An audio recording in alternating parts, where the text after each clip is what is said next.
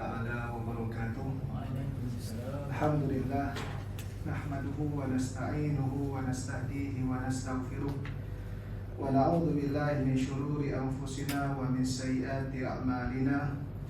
Man yahdihillahu fala mudilla lahu wa man yudlil fala hadiya lahu. Asyhadu an la ilaha illallah wahdahu la syarika lahu wa asyhadu anna sayyidana Muhammadan abduhu wa rasuluh. Allahumma salli wa sallim wa barik ala sayyidil mursalin imamil muttaqin wa ala alihi wa ashabihi ajma'in wa tabi'in wa tabi'it tabi'in wa man istanna bi sunnatihi ila yaumiddin, amma ba'd. Rabbi shrah li sadri wa yassir li amri wa hlul 'uqdatam min lisani yafqahu qawli. Alhamdulillah, pertama kita menafikan setinggi-tinggi kesyukuran kita kehadirat Ilahi. Dengan izin dan limpahan kurniaannya kita masih lagi diberikan nikmat iman dan Islam. Mudah-mudahan Allah Ta'ala kurniakan kita istiqamah untuk berada di atas jalan yang lurus ini sehinggalah ke akhir hayat kita. Amin. Baik tuan-tuan muslimin yang dirahmati oleh Allah Subhanahu wa Ta'ala, sedang jemaah sekalian, di mana saya nak petik berkenaan dengan firman Allah Subhanahu wa Ta'ala, alladzina yadhkuruna Allaha qiyaman wa qu'udan wa 'ala junubihim wa yatafakkaruna fi khalqis samawati wal ard rabbana ma khalaqta hadza batila subhanaka faqina 'adzaban nar. Shadaqallahul azim. Surah Ali Imran ayat 191. Ayat ini Allah Ta'ala menceritakan sifat bagi orang yang digelar ulul albab. Kalau ada ayat 190, Allah Ta'ala sebut tanda kekuasaan Allah, ciptaan langit dan bumi serta pertukaran malam dan siang itu menjadi tanda-tanda bagi orang-orang yang ulul albab, iaitu orang yang cerdik pandai. Orang yang cerdik pandai itu adalah alladzina yadhkuruna Allah, maka mereka mengingati Allah dalam apa juga posisi mereka, dalam keadaan berdiri ke, baring ke, duduk ke, sebagainya. Dan dalam masa yang sama mereka juga yatafakkaruna fi khalqis samawati wal ard, mereka menggunakan akal mereka memikirkan tentang kejadian langit dan bumi.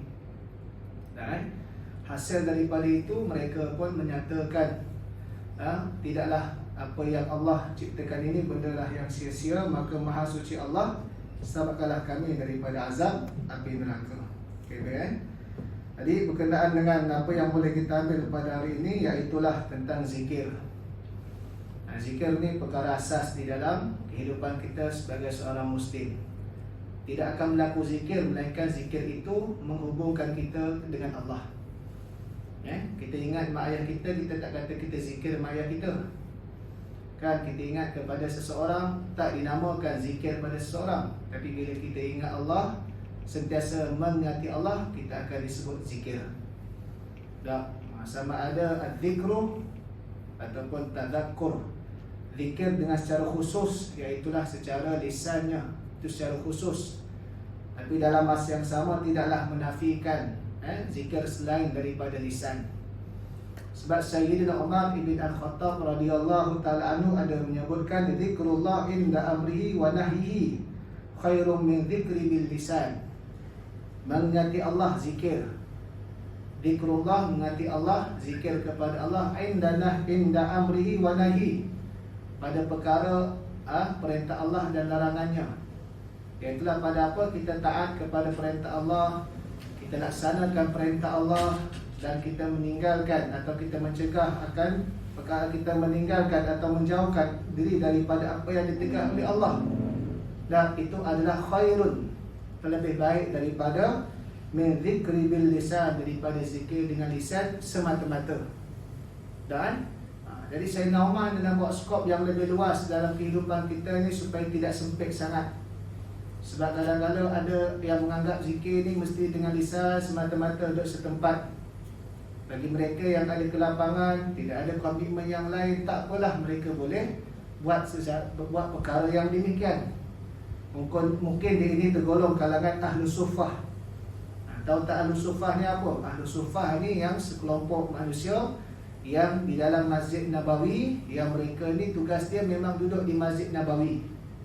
Salah seorangnya Abu Hurairah radhiyallahu ta'ala anhu. Bilangan ahlu sufah ni beza-beza ikut perkiraan. Kalau ikut dalam A to Z, anda tanya berkenaan dengan tasawuf, Datuk Seri Dr. Zulkifli Muhammad Bakri kata 200 lebih. Kalau baca dalam web-web yang Dr. Warid Asirjani dan sebagainya pun banyak ratus. Dan Al-Sufah ni apa? Abu Hurairah kata apa? Kami ni yang sebatang kara, yang tak ada komitmen dengan keluarga, dan kami ni tidak sibuk dengan hal-hal pengurusan duniawi. Dan sebagaimana Sayyidina Abu Bakar, Sayyidina Umar yang ada urusan dalam pentadbiran negara bantu Nabi, begitu juga Sayyidina Osman bantu Nabi dalam hal kewangan dengan Abdul Rahman bin Auf. Sayyidina Ali bantu dengan Zaid bin Thabit dalam bahagian kesetiausahaan dan sebagainya lagi lah. Dan ada satu kitab Al-Idarah fi Asri Rasul, kepejabatan zaman Nabi SAW. Tapi kitab tu punya teruja kawan saya bila saya cerita, kita Arab. Kawan saya tu kat Malaysia, saya kata zaman Nabi pun dah ada sistem pentadbiran. Maksudnya ada sistematiknya lah. Dia kata nak pinjam. Tapi istilah pinjam tu macam dah berubah habis. Dia jadi hadiah terus, tak pulang-pulang. Sebab kalau pinjam dia pulang. Dia teruja. Kita tu antara menariklah bagaimana dia membedah sirah Nabi SAW dari sudut perspektif protokol dan sistematik. Bagaimana Nabi melantik 12 orang nakib sebagai wakil setiap kabilah. 12 orang tu pula mewakili setiap puak-puak mereka. Dan kenapa daripada awal kita didedahkan sirah, yang ni lelaki pertama Islam Abu Bakar, yang ni muslimah pertama Islam Khadijah, yang ni, kerana Nabi memilih setiap segmen tadi tu biar ada wakil. Sebab itu Ammar bin Yasir dimaafkan atas keringanan iman dia masih lagi tetap dalam hati, walaupun dia dalam keadaan darurah, ada tekanan nak dibunuh sehingga lisan dia menuturkan perkataan kufur. Kerana waktu itu Ammar bin Yasir adalah wakil daripada kabilah dia untuk menyampaikan Islam. Kalau tak ada ketika itu, dia memilih jalan yang azimah sebagaimana ayah dia Yasir dan juga ibu dia Sumayyah. Nanti kelompok wakil untuk nak sampaikan Islam pada pihak ini sudah tiada. Itu cara strategi Nabi SAW. Macam kita lah ada segmen yang ni suka memancing, maka mesti ada wakil kita nak pergi dakwah ke sana. Yang ni motor, mesti ada orang yang boleh masuk dengan budak-budak motor. Yang ni yang suka main game, kita tak pandai main game, kita lantik siapa kalangan mereka yang boleh dekati mereka. Kan, pendakwah-pendakwah kita, Ustaz tidur main game. Dia buat ceramah pun dalam game. Sampai visual ceramah tu, orang dalam game tu bentuk dia duduk, orang lain dengar. Viewer dia 1,000 lebih, 2,000 lebih. Tak, saya buat apa? 2-3 orang nonton dah tengok. Kita yang tidur. Ustaz tu nama Ustaz tidur, tapi dia tak tidur pun. Macam-macam lagi ada kelebihan dia lah. Kan? Begitulah dengan hal-hal yang lain. Ustaz Datuk Kazim Ilyas, dia cerita waktu tu dalam peringkat Fakulti Pendidikan UiTM, dia JV dengan Akademi Pengajian Islam. Dia nak buat latihan akademi untuk pencarian ikon muadib. Pelajar-pelajar dia ni nak dilatih jadi orang yang boleh bawa majlis-majlis agama yang asas, bacaan Yasin, bawa tahlil. Malam perasmian tu dia panggil lah Ustaz Kazim Ilyas. Ustaz Kazim Ilyas ceritakan pengalaman dia. Dia lah ustaz yang pertama yang dibawa naik ke atas kapal. Waktu tu perjalanan dengan kapal, waktu tu dalam masih ada lagi lah benda-benda yang lain-lain tu, dia pun dia tak tahu. Tapi akhir sekali dia bertekad, last sekali bila dah ramai naik kapal, tak ada orang lah nak joget. Itu di antara bagaimana proses Islamisasi yang dibuat dengan kita panggil istihalah, bukan istihalah. Dan kita panggil bila kita menguasai medan tersebut, maka medan tadi itu akan dipenuhi dengan orang-orang yang baik. Macam sebelum daripada ni lah, dulu kita kata Facebook. Facebook ni budak-budak main, sosial apa sebagainya. Tapi bila kita dah main Facebook, dah macam-macam kita buat. Selain bisnes, selain daripada tazkirah, Facebook ni diklasifikasikan orang-orang tua pula. Sebab suka cerita panjang-panjang. Budak-budak muda beralih kepada Twitter, beralih kepada TikTok, sampai yang joget, sampai yang tak tahu malu sebagainya. Jadi mesti ada segmen-segmen ini adalah supaya ada orang boleh masuk kepada mereka. Sebab kalau tidak, sampai bila mereka nak diperdengarkan berkenaan dengan Islam? Dakwah ni kita pergi ke orang. Sebagai itulah, zikir itu adalah tanda kita zikir kepada Allah dengan buat kerja-kerja Islam ni. Buat kerja-kerja Islam ni kita zikir kepada Allah. Mesyuaratnya kita fikirkan 2-3 jam. Program yang kita buat, edaran flyers dan apa lagi yang kita buat itu adalah tanda kita ingat Allah. Kerana yang memerintahkan untuk buat kerja amar ma'ruf nahi munkar ni Allah Ta'ala yang memerintahkan. Wal takum minkum ummatun yad'una ilal khair wa ya'muruna bil ma'ruf wa yanhauna 'anil munkar wa ulaika humul muflihun. Hendaklah ada daripada kamu satu kelompok. Kalau langsung tak ada, itu yang ulama kata umat ketika itu semuanya berdosa. Tapi hendaklah ada. Bila dah hendak ada tadi tu, satu kelompok umat tadi tu sudah mengangkat kewajipan tadi tu. Dari sudut mengangkat dosa, bukan dari sudut mengangkat orang lain tak perlu dah buat tanggungjawab tadi tu. Tugas umat yang macam mana? Yad'una ilal khair wa ya'muruna bil ma'ruf wa yanhauna 'anil munkar. Suruh kepada perkara-perkara kebaikan, suruh kepada perkara-perkara ma'ruf dan cegah kepada perkara-perkara munkar. Nah, sebab itulah kita boleh lihat bagaimana peranan Sayyidina Umar tunjuk kepada kita dalam hal-hal ini. Kerja-kerja Islam ini merupakan salah satu ibadah di sisi Allah Subhanahu wa taala dan ia merupakan zikir. Kerana kita buat atas perintah Allah. Kita buat atas perintah Allah Subhanahu wa taala tadi. Cuma yang perlu kita jaga adalah niat kita yang ikhlas. Dan juga tindak tanduk kita tadi tu yang tidak bercanggah dengan syariat tadi tu. Dan bahkan bila kita buat kerja-kerja dakwah amar ma'ruf nahi munkar ni apabila orang tertarik kepada Islam, kena pula Allah Ta'ala buka pintu hati orang yang bukan Islam, tengok kepada Islam, masuk ke dalam Islam. Sabda Nabi SAW, la yahdiyallahu bika rajulan wahidan khairum min humrin na'am atau kama qala. Seorang yang masuk Islam dengan asbab kamu tadi tu adalah lebih baik daripada unta merah nilaian dia. Dan kalau buat package berjaya mengislamkan seorang dapat 5,000, rasa buat kerja ni dah. Selain daripada buat ejen takaful, ejen mengislamkan orang. Cuma kita tak ada dana nak buat ejen macam tu.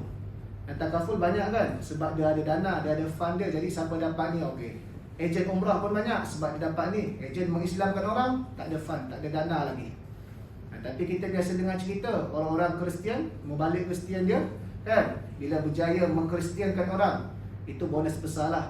Kalau tak jaya kristiankan orang, menjauhkan Islam, orang Islam daripada Islam pun dia dapatlah sikit bahagian. Wallahu a'lam lah sebanyak mana. Tapi itu yang ni. Sebab memang disebut oleh Syekh Dr. Yusuf Al-Qaradawi, tak silap saya dalam kitab dia banyak kitab. Antara kitab yang disebutkan juga Ainal Khalal, di mana kekurangan ataupun kelompongan kita.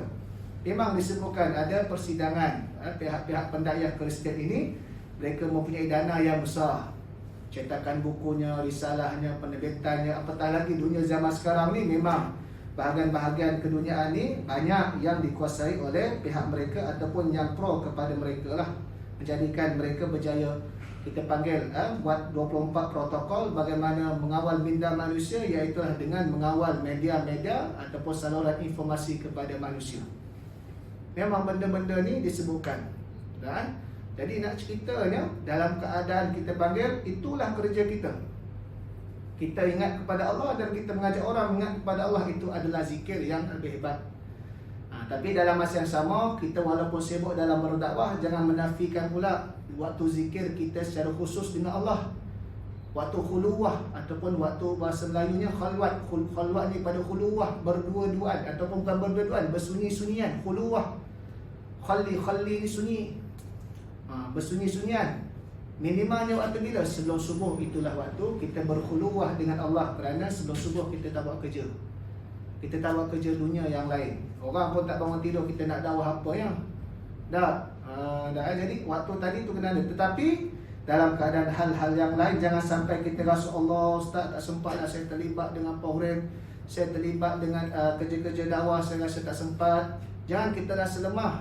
Kita convertkan kerja-kerja kita tadi itu zikir kepada Allah inda amrihi wa nahyihi, di saat ataupun di sisi waktu perintahnya dan larangan dia tadi itu. Kan? Kerana ini adalah yang kita panggil tak dapat tidak. Di samping kita juga mesti ada masa yang khusus berkhuluwah dengan Allah Subhanahu wa taala, iaitulah paling minima pada waktu kita sebelum subuh tadi itu. Ini yang diterapkan, yang dididik oleh Allah Subhanahu wa taala, tarbiyahnya ke atas junjungan besar Nabi Muhammad sallallahu alaihi wasallam tadi itu. Dan sebab itu disebutkan juga zikir-zikir ni Allah Taala menggunakan kalimah zikir ini pada kata dasar yang sama dengan kalimah tazkirah. Fadzakir, zakara, zikir, fadzakir, fa inna dzikra, berilah peringatan, yakni tazkirah. Maka sesungguhnya peringatan itu memberikan manfaat kepada orang-orang yang beriman. Dan kerana kita ni adalah kerja kita nak kembalikan manusia kepada Allah. Sebab itu Syekh Ali Ahmad Al-Jarjawi menyebutkan dalam kitab dia Hikmatut Tashri' wa Falsafatuhu, satu kitab klasik membicarakan berkenaan dengan soal hikmah dan falsafah pensyariatan secara logik fikir. Kitab ni dia buat secara logik fikir. Kenapa puasa, kenapa gini puasa pula, kenapa pagi tak malam semayang pula, kenapa.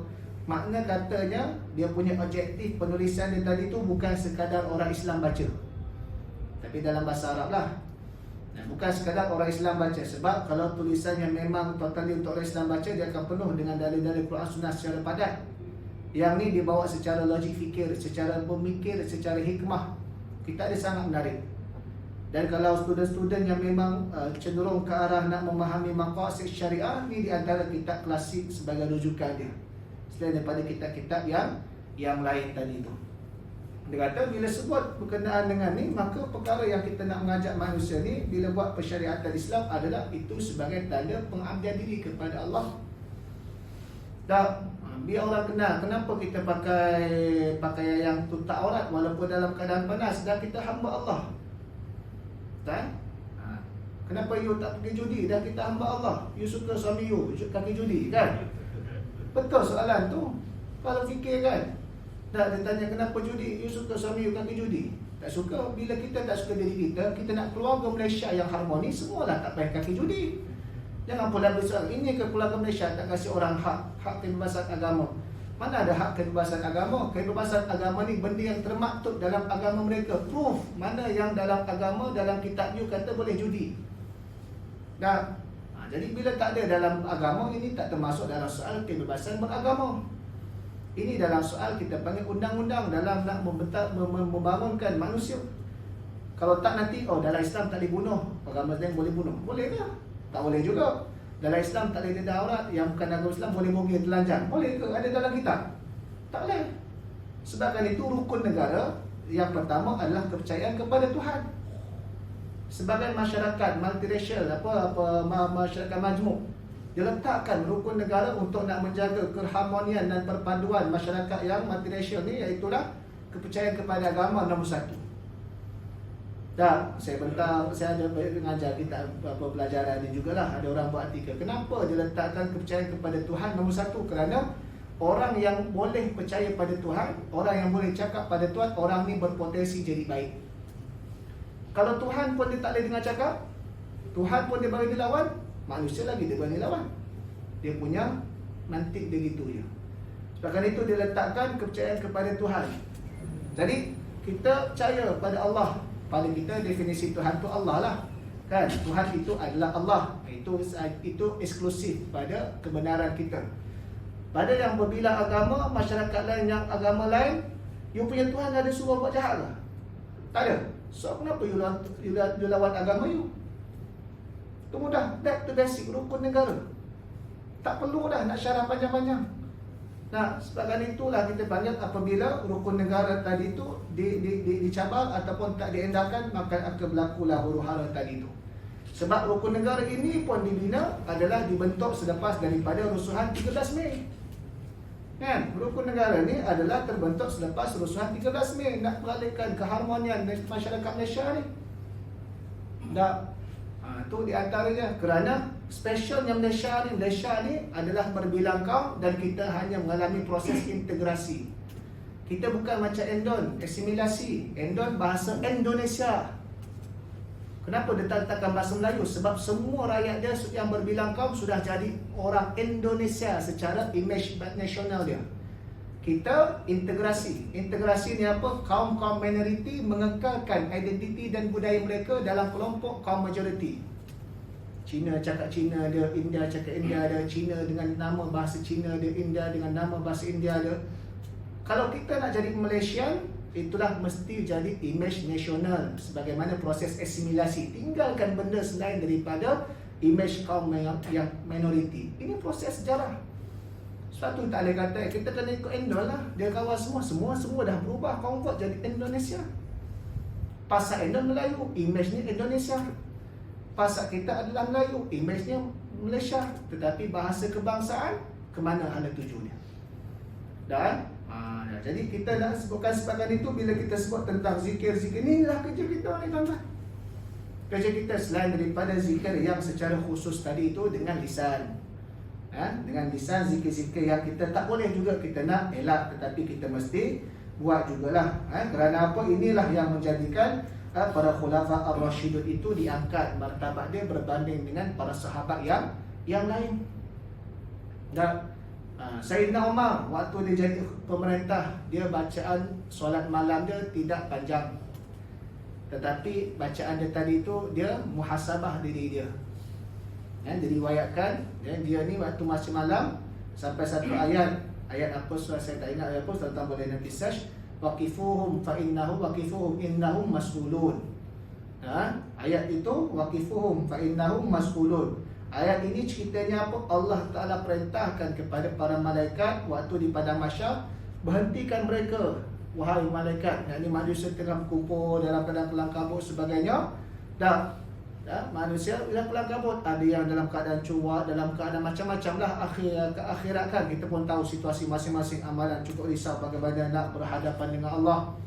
Allah Ta'ala perintahkan malaikat waqifuhum, berhentikan mereka semua. Fa'innahum mas'ulun, semua sekali akan dipertanggungjawabkan, akan disoal. Jadi Sayyidina Umar ni baca ayat tu menangis. Cukup satu ayat menangis.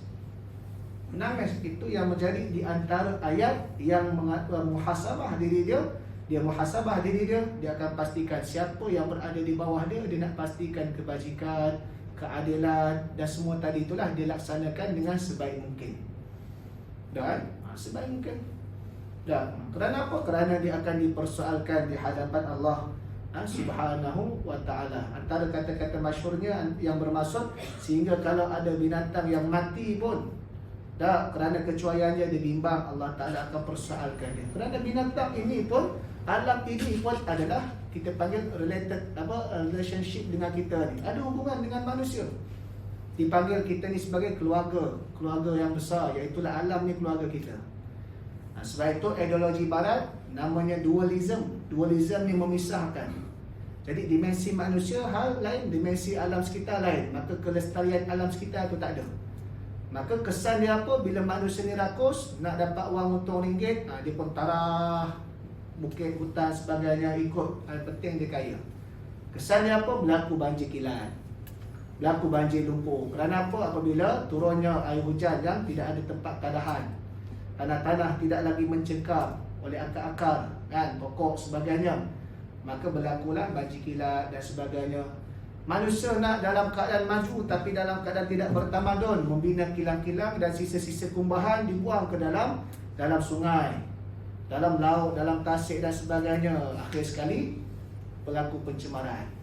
Kan? Kerana apa? Kerana ini adalah doktrin dualism. Yang penting dimensi manusia. Kita tak ada hubungan kita dengan alam ni. Tak terasa alam ni adalah sebagai keluarga kita. Sebab kita duduk di dalam alam ini. Apa sahaja yang berlaku pada alam ini, kesan dia akan tempias kepada kita, tuan-tuan. Tahu tak? Apa sahaja. Apa sahaja. Sebab itu kita boleh lihat hujan turun. Apabila tempat-tempat tadi itu yang bermasalah, kita akan menanggung beban dia tadi itu. Dan jadi ini ada antara kita panggil perkara-perkara tadi tuan. Maka kembalikan kepada Allah, ingatkan manusia ni kepada Allah adalah perkara asas dalam kita hidup sebagai bertuhankan Allah. Perkara asas. Maka zikir-zikir tadi itu tidak hanya terhad dalam skop yang kecil, tapi bagaimana yang telah disebutkan oleh Sayyidina Umar Al-Khattab radhiyallahu ta'ala anhu. Sayyidina Umar pun ada satu ketika dalam kitab fatwa Fatwa Ahsanul Kalam, kitab Syekh Atiyah Saqar. Dia punya exactly surut ayat dia saya tak berapa ingat, tapi Ahsanul Kalam. Dia punya keywords dia lah Ahsanul Kalam. Dia menghimpunkan fatwa-fatwa daripada Syekh Atiyah Saqar. Syekh Atiyah Saqar ni salah seorang anggota fatwa Mesir lah, Republik Mesir, Jumhuriyah Mesir kan. Dan dia ni sangat dekat dengan pelajar kita, abang-abang senior kita. Saya tak sempat. Dia meninggal tak silap tahun 2005, tak silap saya. Kalau kita baca dia punya kitab Sanul Kalam tadi tu, dia ada buat 2 versi, satu yang ringkas, satu jilid, satu yang penuh sikit, 2 jilid. 2 jilid tebal-tebal. Dan dia pun ada Ahsanul Kalam Fatawa lil Mar'ah lil Muslimah yang khusus diasingkan pula 1 jilid. Kan? Dan dia memang dekat dengan kita panggil permasalahan yang selalu kita bicarakan secara pada perkara-perkara khilaf. Apakah hukum bersalaman selepas mayang? Kan itu Malaysia kita buat kan. Ada tempat buat, ada tempat tak kisah, tak pulang lah. Dan apakah hukum tak ingat lagi. Dia sangat dekat dengan kita. Isu-isu dia tadi tu. Dan dia di antara yang sebut nak kata dalam kitab tersebut ada perbincangan. Dia bawa kalam Sayyidina Umar ibn Al-Khattab, saya nak kaitkan tadi tu kan. Pernah ditanya kepada Sayyidina Umar ibn Al-Khattab radhiyallahu ta'ala anhu, wahai Amirul Mukminin, kamu ni tak nak kejar fadilat ke? Sayyidina Umar tanya macam mana fadilat macam mana? Lebih kuranglah ni cerita bahasa saya lah, tapi meaning dia macam tu. Dia kata, tidak fadilat ni lah azan. Sebab melakukan azan kan fadilat dia besar. Kan? Orang yang datang sembahyang kerana mendengar seruan azan tadi itu, seramai mana yang datang kerana mendengar seruan azan kita, maka kita turut dapat pahala. Kita turut dapat pahala. Kalau ramai-ramai lah. Kalau 1,000 orang, 2,000 orang, Masjidil Haram, ramai berapa? Ramai yang datang dengar tu, dapatlah pahala banyak ke muazzin ataupun bilal. Saya nama kata apa? Laulal khalifah la azantu. Kalau aku tak sibuk dengan urusan pentadbiran khalifah ni, aku akan kejar fadilat azan tadi. Makna kata fadilat azan dia ada fadilat. Siapa yang tak ada komitmen yang lain, tumpukan. Tapi aku ada fadilat yang lain, aku kena kejar. Iaitulah fadilat dari sudut selesaikan tanggungjawab. Bukan sekadar fadilat, tanggungjawab. Itu beza dia tadi tu. Sebabkan itu kalau kita tengok kisah para wali, orang-orang soleh sekalipun, amalan-amalan mereka yang berbeza-beza adalah pada amalan-amalan sunat sahaja. Amalan fardu ni basic mereka sama. Ada setengah yang ni waliullah, dia baca Quran dia banyak. Sebab dia mungkin komitmen kurang, dia tak terlibat dengan urusan pentadbiran. Dan ada orang ni dia punya baca Quran dia kita jarang dengar, tapi selalu didengarkan dengan dia ni banyak bersedekah kerana dia dikurniakan oleh Allah rezeki yang melimpah ruah. Kan? Begitu juga para alim ulama kita, imam mazhab kita, ada yang terlibat dengan pentadbiran.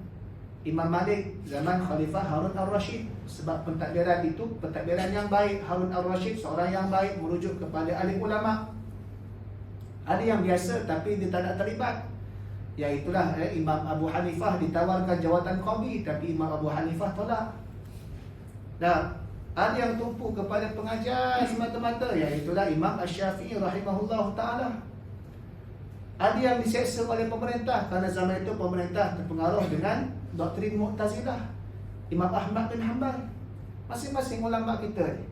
Jangan pula kita kata tengok ulama terbaik adalah ulama yang tidak mendekati pemerintah. Jadi Imam Malik jahat ke? Dia kena faham apa maksud yang tidak mendekati pemerintah. Pemerintah yang jahat, dia mendekati menjual agama untuk dunia, barulah itu yang tak boleh. Tapi kalau pemerintah yang dah baik, memang merujuk ulama untuk agama sebagainya, maka dia masuk sebagai pembimbing kepada tindak tanduk gerak kerja pemerintah tadi itu, sebagaimana Al-Imam Malik rahimahullahu ta'ala.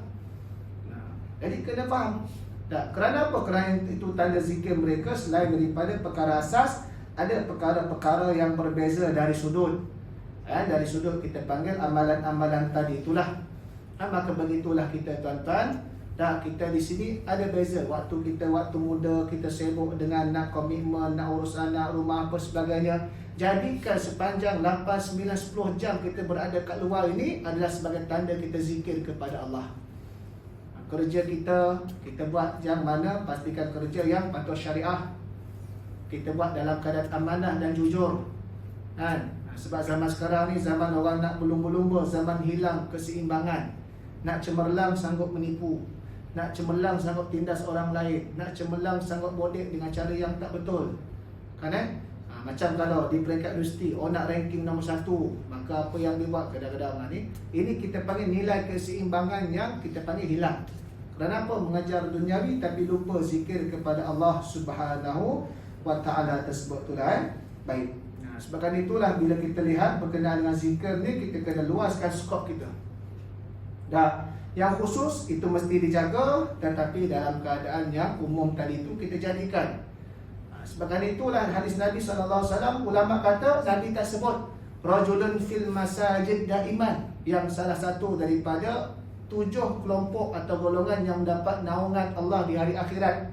Nabi kata apa? Wa rajulun qalbuhu mu'allaqun min masajid, dan lelaki atau seseorang yang hatinya senantiasa terikat ke masjid, bukan tubuh dia. Kerana Nabi tak ajar orang tu duduk 24 jam kat masjid, melainkan memang itu tugas dia. Dia ni siap masjid. Itu lain cerita lah. Siap masjid pun tak duduk 24 jam, balik rumah tengok cikgu tinggi ni juga. Ada bini juga kat rumah tu. Tak. Kadang-kadang siap masjid bini 2 pula, imam bini 1. Kan?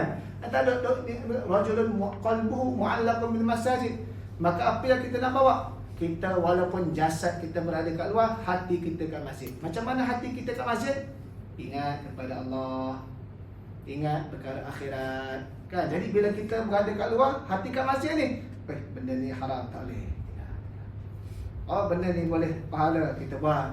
Walaupun orang lain tak suka tadi. Sebab hati tadi tu terikat ke masjid. Rajulun qalbuhu mu'allaqun bil masajid tadi tu.